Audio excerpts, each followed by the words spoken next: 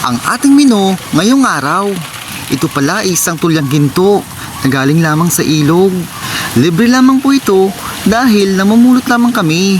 Yan na, hinugasan ko ng mabuti para matanggal ang mga lumot sa kanyang katawan. Ayan na, nilagay ko sa kaldero.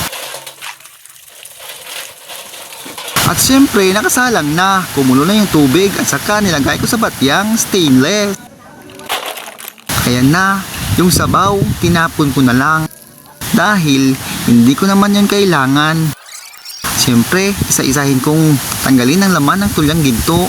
Ginamitan ko palang pang sipit ng uling kasi mainit pa. Kakatanggal ko lang kasi sa apoy. Ito na, ang ating tulyang ginto. Medyo marami-rami na rin. At syempre, linisan ko na. Tinanggal ko na yung mga tae niya. Ayan na. Yung mga laman loob niya. Tinanggal ko na lang. Syempre, matyaga ka dito.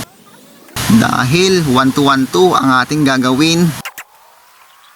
Syempre, malapit nang maubos ang kanyang mga maduming galing sa katawan. Ayan guys, parang ipot ng aso. Siyempre, linisan natin ulit. Hinugasan ng ilang beses. Siyempre, may manok pang extra dyan. At siyempre, lalagyan ko yan ng asin para matanggal yung amoy at lansa.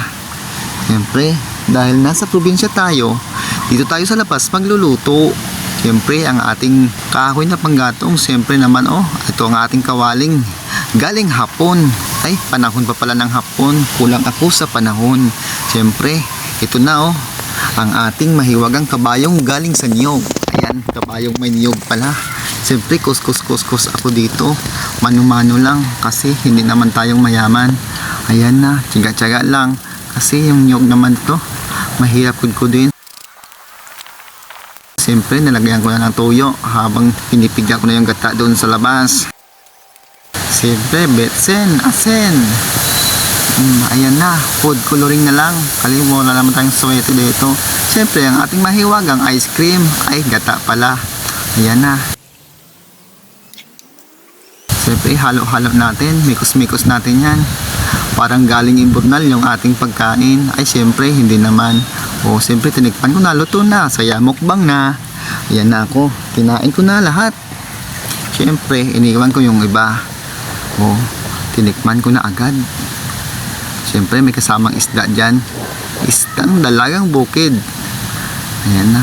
Isang tulyang ginto. Ayan parang ipot ng bata. Hindi naman pala Masarap kaya. Manamis-namis dahil nilagyan ko ito ng asukal. Kaya guys, tara na. Samahan nyo akong kumain. Ay siyempre, hindi naman kayo makasama. Wala naman kayo dito. Ako lang mag-isa dito. Ang aking kasama, mga aso.